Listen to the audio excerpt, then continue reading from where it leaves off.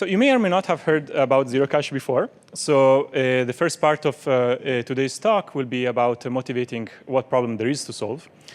And then I figured that there is actually quite a bit of high-level resources about Zerocash online. And I thought, why not take this opportunity to jump into some of the technical details that maybe are a bit harder to find online. And I think they're interesting and fun to think about. So I'm going to spend the talk going through them.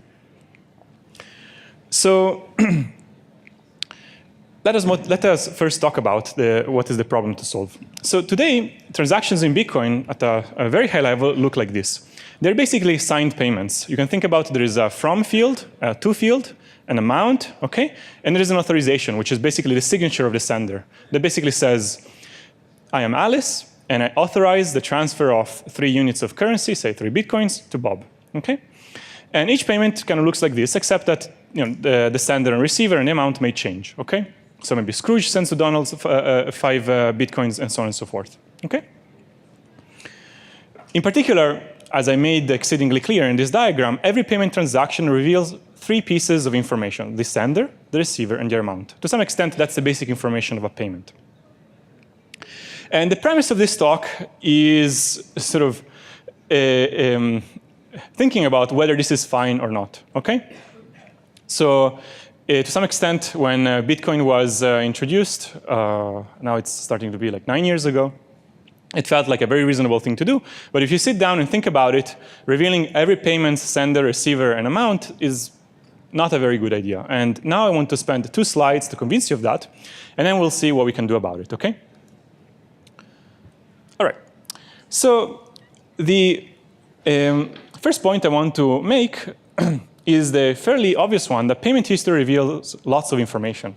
So your payment history might reveal sort of medical problems you may or may not have. For example, if you pay a particular doctor who has a certain specialty, that may reveal what kind of illnesses you may suffer from, right? And this is information that can be exploited, in particular by insurance companies, for example, to increase your premium. It also reveals your physical location, say, on this planet, right? So, because if you're buying coffee at a particular Starbucks in a particular city, then likely you're there. Okay, this is going to be a gold mine for stalkers, burglars, and in some countries, even assassins, right? So why not, right? And if you're a business conducting transactions, then your payments reveals lots of information, business intelligence, like which suppliers, the daily sales, a lot of information here. And this is, it's not by chance, by the way, that financial institutions are one of the most regulated industries in the economy today. So just to mention one data point, there is something called the Gramm-Leach-Bliley Act, which requires any financial institutions, like banks, to explain their information sharing practices to customers, and also it mandates specifically safeguarding sensitive financial data. And they will have very hefty civil and sometimes criminal penalties for violations of such safeguards, okay? So the fact that financial information is information rich and should be protected, it's not something that I invented. Already someone else recognizes that, and it's actually enshrined as part of regulations existing today. Now, in Bitcoin, you say, well, you're misleading me. There are no names in Bitcoin. There are just addresses, right? There wasn't Alice, Bob, Scrooge, and Donald like in the previous slide. There are just collections of characters that are addresses, okay? Those are just addresses. Yeah, but I agree. But they're also known with everybody you interact with, right? So if you interact with a merchant, at some point you have to say, okay, please send the money to this address, okay? And this person will know who you are, okay? And literally anybody can just look at these addresses and try to infer information from it. So pictorially, if you look at the blockchain, you can deduce from it something that you could call a transaction graph, where you plot in the y-axis all of the possible addresses on the blockchain, and on the x-axis you put the time, and you see money flowing from address to other addresses in certain patterns over time. And the point is that this transaction graph can be easily correlated with real-world side information, and very quickly addresses become real people. This is something that is called de-anonymization, okay? Where you have some address and you say, yeah, I am pretty sure, or I'm very sure, that it corresponds to John Doe. Okay? I want to mention that this is not just a theoretical worry. This is actually something that has happened in practice. For example, there was a few years ago, there was an online marketplace that was selling drugs. And there was an FBI investigation into this online marketplace. And the FBI investigation eventually led to specific people being indicted, okay? So being found guilty through the use of the very thing they were using to transact with their customers, okay? There was transaction graph information was used to reveal identities and prove in court the guilt of people participating in this online drug marketplace, okay? So again, it's not a theoretical possibility, it's like the information is there and can be effectively mined, okay, already today, okay? All right, so because of that, as people understood Bitcoin better and better, people started thinking of mitigations to this problem. One commonly described stated mitigation is never reuse an address, okay? If you don't reuse it, then people don't see patterns. Or even more, just start laundering money with others, okay? Get together with your friends, okay? Everybody sort of elects, so the trusted friend, everybody gives them money to him. He collects the money from the set of friends, deals them out again. And now at this point, you don't know which of the incoming addresses corresponds to which of the outgoing addresses, okay? You have like some sort of 1 out of n anonymity within a small set of friends, okay? Obviously, you're not laundering money in the criminal sense. You're just trying to protect your own privacy, okay? And it's just that standard money laundering practices turn out to be useful to protect your own privacy. And using new addresses and laundering money with your friends or whoever you're able to get with seems to be like a reasonable thing to do. It seems harder to analyze. Maybe the transaction graph now, is more secure. And to an extent, yes, but tracks remain. At the end of the day, if you get together with your friends, you got together only with your friends, but not with your enemies or other people you don't know, right? So many other people were not part of the laundering on a particular day, right? So the transaction graph continues to contain useful information, and guess what? People have looked at these types of sort of covering your tracks mitigations, and they can still be de-anonymized, like usually, okay? So that's why they're mitigations at best, okay? So they really are, even calling them mitigations would be a compliment. And the point is that they really are just not even mitigations, because the Bitcoin history is publicly stored forever, right? And methods of analysis only get stronger, right? So suppose that from the moment you start using Bitcoin, you've been as careful as ever possible. Follow all of the mitigations. You never reveal your identity. At some point, you make friends with a stupid person. And everybody knows that you're friends with this person, okay? But this person has been very careless, and he gets de-anonymized, okay? Now, because of this person gets anonymized, and it is publicly known that you are associated to this person, now people can start linking their identity to the fact that you interacted with him, okay? And all of your carefully anonymized history gets de-anonymized, right? So you can't even be responsible of your own privacy, right? It really is a collective property that over time degrades because more and more people make mistakes, and more of a transaction graph gets associated to real people. And it's just really hard it's monotonically decreasing your privacy, right? Lost battle, okay? I see people nodding. Probably this makes sense. Let me try to make an orthogonal pitch to the same point. Suppose that you don't care about user privacy. In fact, you already live in a glass house. Everybody sees what you do every day. You post your transactions with your name and address to the internet to see. You don't care about user privacy. You're OK living like that. Let me give you an economic argument for why you should still care about the fact that Bitcoin has publicly posted history for everybody to see.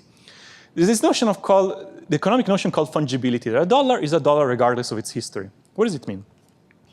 So first, this is actually a property that was not like a new fad. This was as early as people started transitioning away from sort of gold coins and silver coins to fiat currency. This was basically printed money made by banks. it was already then people started seeing that the property that a bill comes without a history of who touched it before is very important. Okay, I could spend like a few minutes maybe going into it, but let me just try to illustrate it with some examples. First, Bitcoin is not fungible because every coin's pedigree is public. When you receive a coin, you can see who owned it before, who owned it before that, and so on and so forth, right? So the pedigree is there.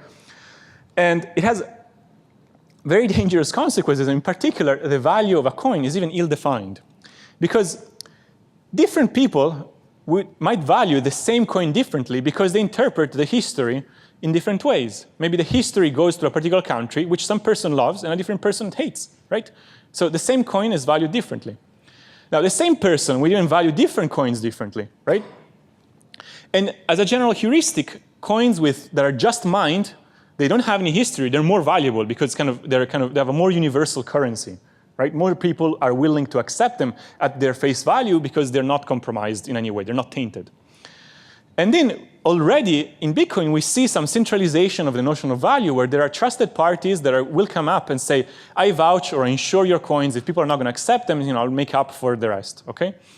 And again, so we wanted to use Bitcoin to distribute trust. Now we're back to the central notion of trust. We have ill-defined value, otherwise complicated. It has nothing to do with user privacy, by the way. This is just an economic consideration. That now, it's not the case that two coins with the same denomination mean the same thing. Okay? All right. So I made an argument that having publicly stored history is bad for user privacy and also from economic terms in terms of it causes a lack of fungibility. This seems to be pretty important arguments. So if privacy is so important, why isn't Bitcoin private? So again, so going back to the picture, how do we know that at some point when Bob pays Eve that he has actually the money to spend? Because we look back in history and we say, well, at some point Bob received it from Alice. Of course he can spend it. And in the interim, he didn't spend it. Okay, so he can't spend it now. But if we kind of go the usual way, we say, oh, private information, encrypt it. Okay? That seems to be like a general thing that always works. Now Alice sends a transaction to Bob, encrypted under Bob's key. Scrooge sends a transaction to Donald, encrypted under Donald's key, and so on and so forth. How the hell do you check that the payment is valid? Third parties that are sitting on the sidelines, who are neither Alice, Bob, or Scrooge and Donald, are scratching their heads wondering whether these encrypted payments flying around are valid or not, right? Now people can start double spending. So to some extent, Bitcoin gave up and made a compromise on privacy in order to achieve accountability, right? So you can see this key tension between privacy and accountability, okay? That by making everything public, the entire state of the system is public. By definition, anybody can check its correctness, okay? Good? Together? Okay. All right, hold it higher up. Okay. Thank you. All right. Okay. Zerocash is a protocol that I worked on several years ago that tries to address this problem. Okay? It is a cryptographic protocol that achieves a digital currency that is first and foremost decentralized. It works on any append-only ledger. You can run it on Nakamoto's consensus protocol. You can run it on Algorand. Described this morning, doesn't really matter. As long as you have some way to linearize transactions, it will work. Okay? It is privacy preserving in the sense that now we are not going to have signed payments in the clear like in Bitcoin. We're going to have something else. We're going to talk about soon what it is. But whatever that something else does, it hides the three key pieces of information. It will hide the sender, it will hide the receiver, it will hide the amount. Okay? And yet you can still check that a payment has not been double spent, okay? So that you actually have a notion of currency, right? It is also efficient because sometimes in cryptography we have beautiful notions. They are symptotically efficient, but nobody picks them up because they're too heavy. They use heavy tools, and they're only theoretically interesting. But then when you start implementing them, they run. Tomorrow still hasn't stopped. Next week hasn't stopped. The sun ends and still hasn't stopped. Then it's not useful. Okay. This protocol is also useful in the real world in the sense that payment transactions, producing a transaction only takes a few seconds to produce. They're small, so you can put them on the blockchain. Okay, and it will take a few milliseconds to verify. Okay? So that's what is Zerocash. Okay? Okay? So the basic intuition of Zerocash is actually fairly simple. The point is that if we just encrypt payment details and send them off, people can't check anything, all right? So about whether the payment is valid. So a natural thing to do is to augment the transaction with some evidence, okay? That the payment underneath, encrypted, the plain text underneath that you cannot see, is any good, okay? So we're going to attach a proof that the payment is correct, okay? So that's kind of how transactions look like. Now, what's the proof at a very, very high level saying? It says the following. I am Alice. I'm publishing 3 ciphertexts, C1, C2, and C3. They contain encryptions of the sender address, the receiver address, and a transfer amount, respectively. These are the pieces of information that we wanted to hide. Moreover, the amount that is transferred has not been double spent. Right now, you cannot believe me because you just see the ciphertexts. And then, so here I have also generated a cryptographic proof that all of this is true. Okay, now attach a cryptographic proof, okay, that doesn't rely on you trusting me, my statement, okay? It actually convinces you of that, even if you don't trust me, okay? So at a very high level, very, very high level, this is how the idea works. And what I want to do now is spend one slide talking about, okay, what kind of cryptographic proofs do you need here, okay? And then, this is Alice speaking in a text bubble. It's not mathematics. What does it mean to prove these things? How do we distill what Alice is saying in a mathematical fashion? I will spend the rest of the talk to try to give you a sense of how you design a protocol that actually says these things, okay? All right, let's first spend one slide on the cryptographic proof. So first, what is a proof? You should be able to prove true theorems, true statements, and not false ones. Otherwise, why do you call it a proof, right? So if I say something false and suddenly I'm able to produce a valid proof, then to what extent is that a proof, right? So it should be a proof. It should also be a non-interactive proof. You may or may not be familiar that actually in cryptography and more generally in theoretical computer science, we have a very liberal notion of proofs. Sometimes they're even interactive. And sometimes it doesn't matter. But in the particular application of blockchain, it's important the proof is non-interactive because you have to be able to write it down and put it up there in a transaction and just sits, okay, so that people can read it. It also has to be zero knowledge, right? Because here's a very good proof. Just publish the plain text, right? It demonstrates that what is in the ciphertext is good because you see the plain text. You can check the correspondence. And moreover, you can actually see the plain text and check things yourself. But that proof is no good because it's revealing the information that we were actually trying to hide to begin with. So it has to be something else, okay? And in cryptography, we have this notion of zero-knowledge proof, which lets you prove things about secrets without actually revealing the secrets themselves, okay? Now, how do you do it? Sounds magic, and I agree, okay? And how to do it is the subject of another talk, in fact, an entire course. So I will not linger on this, just believe me that this is possible, okay? And there are other things here. You need to make sure that it's not just enough to know that a theorem is true, that specifically the person that sent it knows why it's true. We also know how to formalize this in cryptography. It's a proof of knowledge. It's more of a technical thing. It also has to be succinct, okay? Because it's not good if these proofs are huge, because if now you have a proof per transaction and already the blockchain without proofs is big, never mind if you start adding big proofs. It explodes, right? Nobody's going to store it. And some of you may or may not have seen this acronym on the internet or in academic papers. This is something that we call like a ZK snark. It stands for succinct. So zero knowledge, succinct and interactive argument of knowledge. Okay, argument is just the cryptographic way of talking about proofs. And this sounds like many properties. It's a laundry list of very strong notions. Let me tell you that there is a lot of academic research on these things. They also exist. You can also play with them. Here's a library that I was involved with, and it lets you play with these proofs, not just in blockchain, but in whatever applications you might care about. This is all I'm going to say about cryptographic proofs. Okay? Going beyond this, it might be a little bit too technical. What I do want to spend more time in this talk instead is talk about the protocol, because to the extent that you have a mental representation of what zero knowledge means, we can still play around with that mental representation and try to design a protocol together. Okay? And that's what I want to try to do. So now we're going to have a sequence of slides. Okay, well, now we get into protocol design. And all of the slides are going to have the same template, okay? So that we get used to one template, and every slide, only a little bit new thing will happen, and we can keep track of the new thing each slide. At the top, we'll keep a view of the blockchain. Different colors will denote different types of transactions. Okay, so the yellow transactions are one type of transaction. The green transactions are another type of transaction. Okay? We will have a notion of a coin. A coin will be some sort of data structure that we build along the way to do our bidding. Okay? And we will have several attempts. Let's start with attempt number 1. All of these will be strawman, okay? And at some point, we'll reach some design that makes some sense. Okay?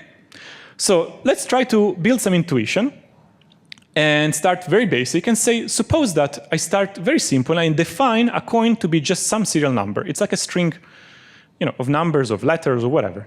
Think about it, it's just some random string. Okay? That is what I define to be a coin. And I can create a coin out of nowhere, or maybe by borrowing currency from some base currency. It doesn't really matter. I mint a coin by broadcasting to the rest of the world, hi, I'm minting a coin whose serial number is this one. And I declare it as part of the transaction. When I spend a coin, I broadcast another transaction that says, remember the thing I minted in the past? Here, I'm spending it. Which one? This one. I write the serial number again. So the way it goes now is that you mint a coin, mint another one, maybe you spend that one, mint another one still, and maybe you spend the one you minted at the beginning. Okay? Very simple, but also very broken construction. So let's see some of the issues. We have to start somewhere, so we're going to start with some broken construction. So good thing is that why do we have serial numbers? Because you cannot spend the same serial number twice. Okay? If you try to write spend SN2 and spend SN2 again, the system will reject it because you're trying to spend the same coin twice. That's why we're thinking of serial numbers to begin with. Okay? What's bad is that first we wanted to hide information, and now you can always see that when I spend a coin, which coin of the previously minted coins I'm spending. So spends and mints are so-called linkable. So that's a bad thing. Even worse, anybody can spend my coin, because when I declare to the rest of the world, here, I'm minting a coin, somebody else can just go ahead and say, here, I'm going to spend that one. So the fact that I have minted that coin doesn't distinguish me from everybody else in the system. Okay? All right, so to some extent, this initial attempt is so broken that maybe it might confuse you, but I have to start somewhere, okay? I just wanted to introduce the notion of a serial number. Why do we have it? Because we don't want to have double spend. I have many other problems with this construction, but let's start here. Okay, attempt number 2 would be to say, okay, when we mint a coin, now we sample a serial number in our head, but then we commit to it. What does it mean committed? Well, it depends on your technical background. Think about it. I just hash it together with some randomness. And now I get something that I call a coin commitment. All right, again, I create a coin in my head. How do I do it? I sample a serial number, sample extra some randomness, I hash them together, I get a coin commitment. What do I do with it? That's how I mint a coin. I mint it, and I declare the coin commitment. Does it reveal the serial number? No, it reveals the coin commitment. How do I interpret this transaction? I see it as somebody has created a coin, say of value 1, okay, with that coin commitment. When you spend it, you reveal the private information associated to the commitment. Okay, you reveal the serial number and the randomness. Okay, so now you have mint, here's a coin commitment, mint some other coin, here's another coin commitment. Boom, spend. Serial number and randomness. Why is it okay? Because you can go back and check that the previous coin commitment corresponds to it. Right? You try to hash the serial number and the randomness together, and yes, you get the previous coin commitment. When you mint again, spend, oh, that was the coin that was minted all the way at the left of the slide. Okay? Why is it okay? Because you can check it. Okay, we made some progress. You can still not double spend, because if you try to spend twice, you're revealing the same serial number twice. Others cannot spend my coins, which is good, right? Why? Because they don't know, once I mint a coin, I reveal the coin commitment, but they don't know my serial number and randomness, so they cannot just spend it for me. But we didn't make any progress in terms of linkability, okay? So now the checking that a spend is good kind of depends on me finding the previous corresponding mint to check it, okay? So this linking is not good. So we still haven't done really anything for anonymity here. And there are other problems. All right, so in attempt number 3, we'll make a first step towards anonymity. I'm going to keep the minting the same, so that when I mint a coin, I reveal the coin commitment to the serial number and randomness. But when I spend, I do not reveal the serial number and the randomness. I reveal the serial number and a proof that I know the randomness. More precisely, when I spend, I say, here is a serial number. I could give you the randomness and you could check it, but then we're screwed like before. You can check it, you will be able to connect it with the previous mint. Instead, I will give you a zero-knowledge proof that I know a secret randomness such that 2 properties hold. 1, it induces a commitment that belongs to the list of all coin commitments that appear on the blockchain so far. It will be one of them, that you already know. It must be one of them, because you can only spend things that have been created. And moreover, for that coin commitment that appears as part of the list of all coin commitments, the serial number that I reveal and the serial number in the randomness that I'm not telling you gives rise to that coin commitment. The end. So now, if you're out there, a third party, and you see this spend transaction flying by, you see, oh, serial number, and there's a proof. And I say, well, even if I haven't seen the secret randomness for that serial number, I check the proof, and now I know that, well, it must be spending some previously minted coin commitment, and I don't know which one. Okay? Are we together? Okay? All right, so let's look at the good part. We still cannot double spend, because if you try to do it twice, because we are using proofs, you cannot sort of cheat on the serial number. And if you have twice the same serial number, then it will be rejected. Others still cannot spend my coins, because again, so I keep myself the serial number and the randomness. But now at least when I see a spend, I don't know which of the previous mints it corresponds to. I'm going to make it some progress. Okay? All right, so, okay, you may say, oh, we're done. No, we're still very far from where we want to be. So let me give you some ideas of some of the problems. For example, we have fixed denomination, right? So that having fixed denomination, you think, oh, it's a functionality problem.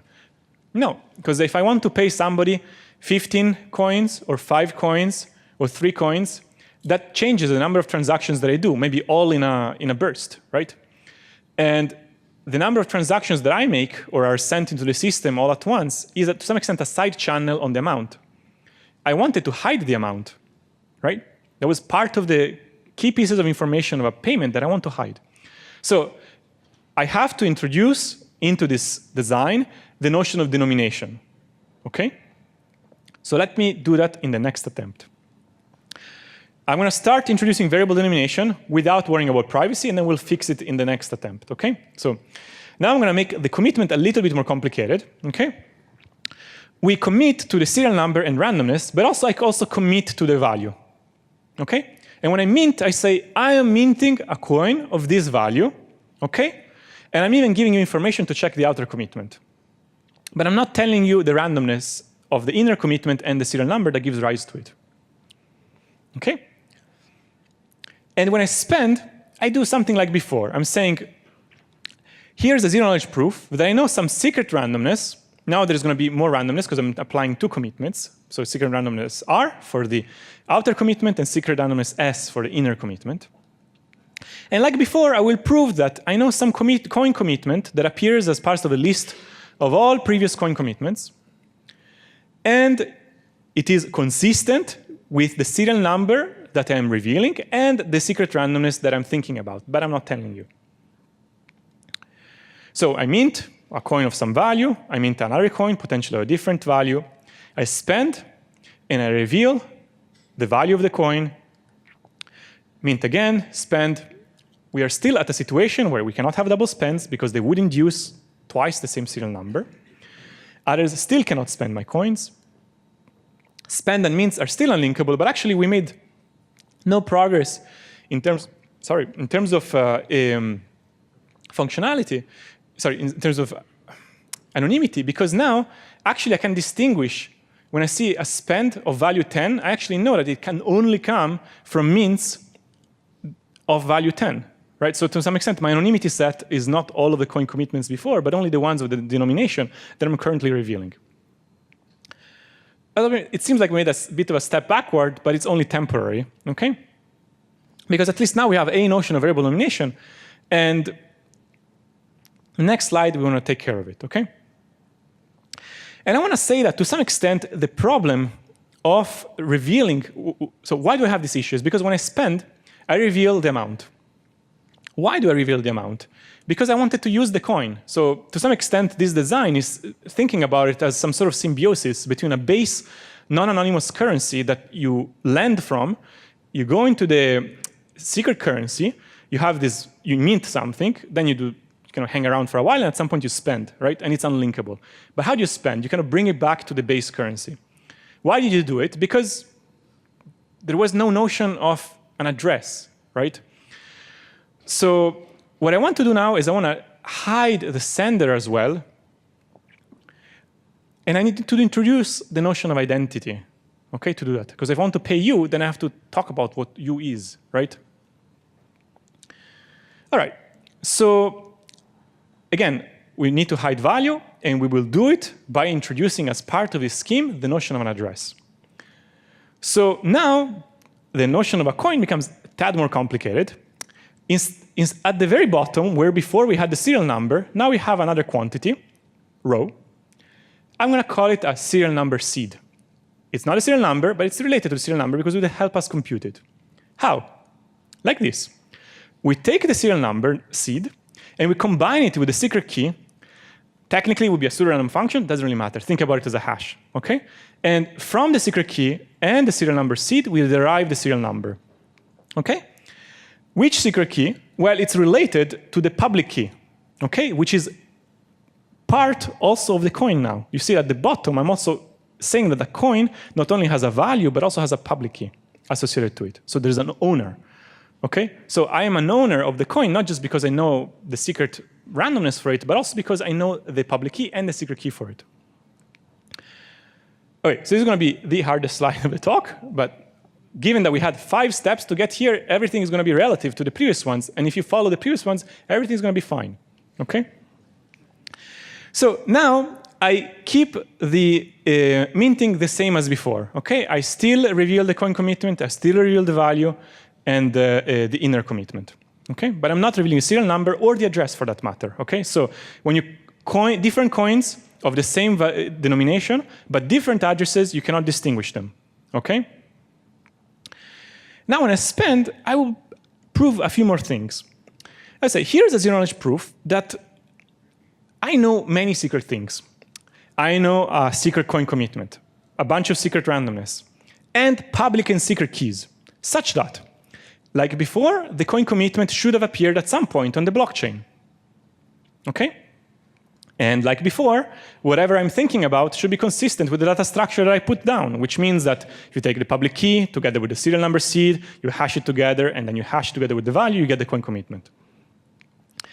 And moreover, I am able to derive the serial number correctly, right? Before, the serial number was part of a commitment, but now the serial number has structure. Specifically, it must be the hash of the serial number seed and the secret key. And moreover, I know the public key for it that is the same that was committed as part of the coin commitment. Okay? So to some extent, I'm owning possession of this coin. And by owning possession, by proving that I have possession of this coin, I'm also revealing the correctly computed serial number.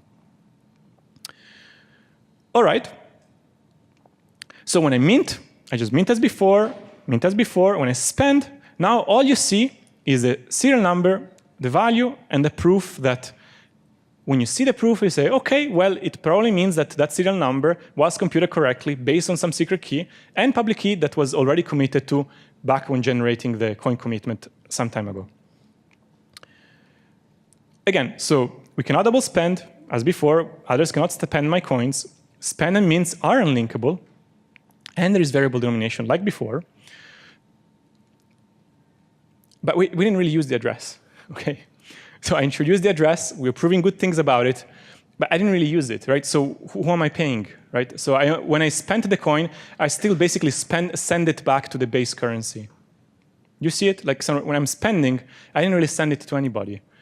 if I introduce addresses, which I did, and I were to be making a user-to-user payment, there should be two addresses involved, right? The sender and the receiver. Here, we are only talking about that when you spend your own coin, you remember your address, basically, okay? Now we have to introduce the other half and say that somebody catches the coin on the other end, okay? Pause for a moment. Like, I might take maybe one question now. Does anybody want to ask a question about this slide? Okay. Means you have understood everything, right? All right, so let's now do the direct payments. How do we do it? Minting, I haven't changed it. The third slide hasn't changed, so minting will not be a problem to understand it.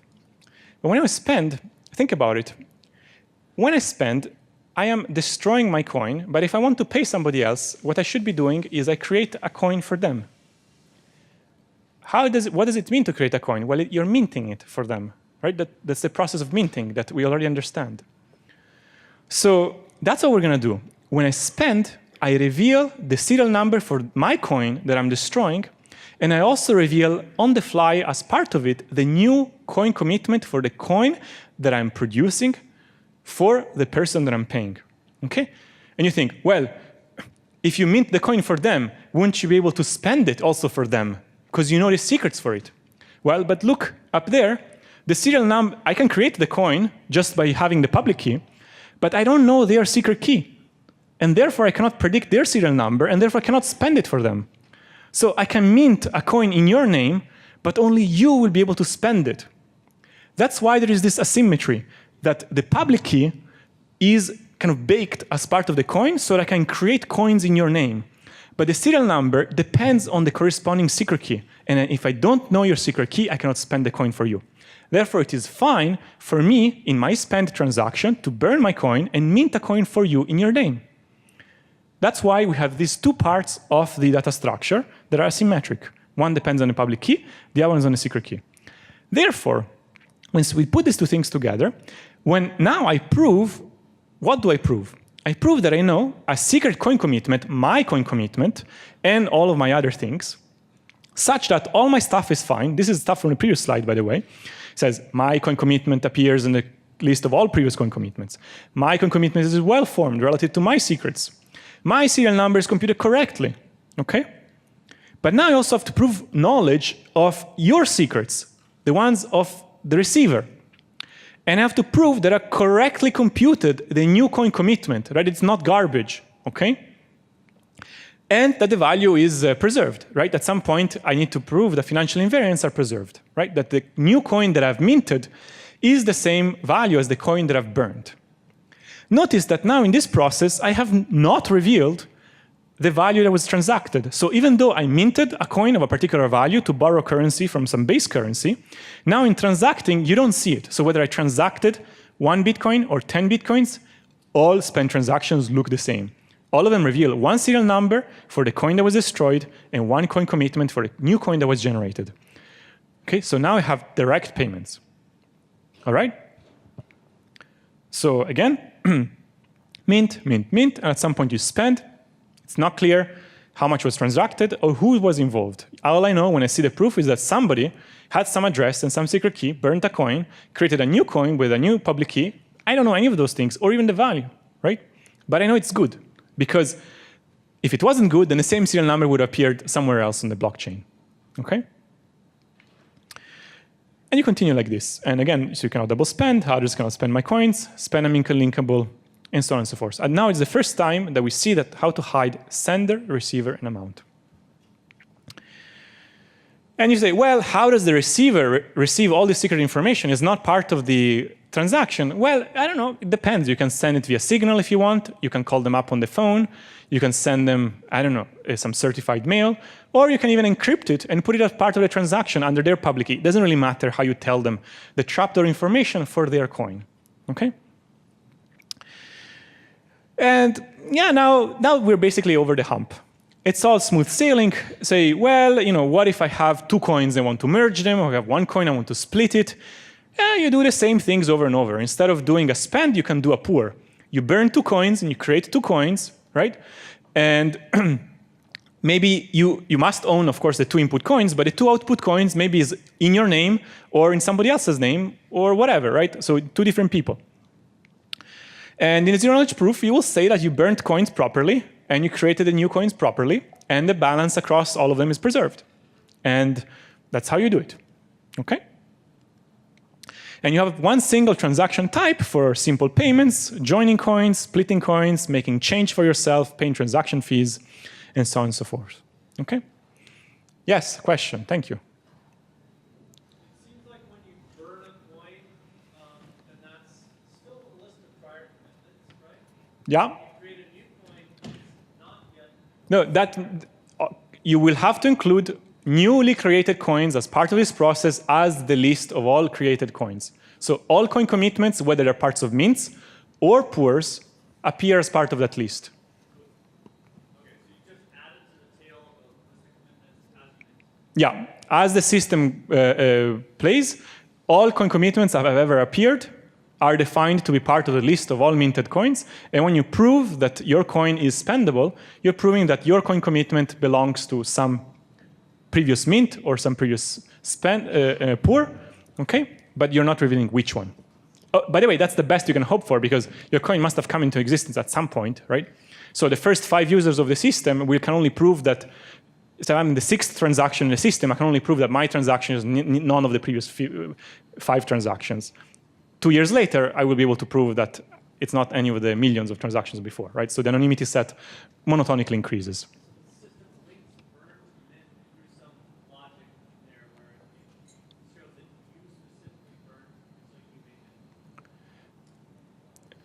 All I'm saying is that the zero-knowledge proof will convince you that you know of some coin commitment that appears as part of some spend, so some mint or some poor, but you don't reveal which one. The fact that it hasn't been double spent, that's the serial number's job, because the only way to compute correctly a serial number for a coin is unique. So if you do it as part of any other transaction, it will be the same serial number and the system will reject it. Great, so wonderful. Okay, so that's really what I wanted to achieve in this talk, because I think there is a great high-level material about the philosophy of Zcash, applications of Zcash, and so forth. But I think there is not much material about how the protocol actually works. And I wanted to try to communicate that it's actually, I think, a fairly intuitive and interesting protocol. Okay? And it gives you a concrete sense of how do you actually go about and use zero-knowledge proofs to prove something that at high level looks intuitive. Yeah, prove that a payment is valid without saying the details. But if you start thinking about it, it's actually not so trivial. But in the end, it's a reasonable protocol. And at this point, what I want to do is to jump maybe to my last slide and conclude by saying, in the design that I discussed, to some extent, we underused the power of zero-knowledge proofs. We only called them to arms to prove very simple statements, such as, OK, a coin was burnt, another one was created, balance was preserved, and then the zero-knowledge proof went home. Okay? But there is no reason that we should stop there. Zero-knowledge proofs can actually, we have them for generic computation, to some extent generic statements, anything you can think about, really. And you could try to play and sort of augment the protocol and say, well, maybe the receiver was a non-profit organization, and I'm not telling you which one. Okay? Maybe that's helpful to reveal. Okay? Or maybe you want to say that I want a system where all payments are private, but if a payment is large enough, say more than $10,000, then it has to be public. Okay? So when you prove with the zero-knowledge proof, it will have to demonstrate that the amount transacted is not too large, right? By the way, that's actually the way that it works today. In financial transactions today, large transactions are subject to more regulation than small transactions. And usually small transactions are the ones that are more information rich, and they carry your day-to-day patterns, right? So that's the ones you want to protect the most. And there's an exciting research direction, which is which policies of what you reveal and what you hide are desirable and feasible to balance this tension between privacy and fungibility and oversight and accountability, right? So in Bitcoin, there is one extreme, right, of everything is public, good luck, right? But with this design, everything is private, but it's much easier to start revealing things starting from when everything is private, because you just tell zero-knowledge proof, please reveal this, the other thing, and whatnot, right? So it's a selective reveal of specifically things you want to reveal, okay? So it's a much more controlled balance, okay? So from there, you can start having this conversation And I think it's a very interesting question. It's a more general societal discussion that should involve more than technical people like myself. I'm going to stop here and take questions. Yeah. Thank you. Is there any questions?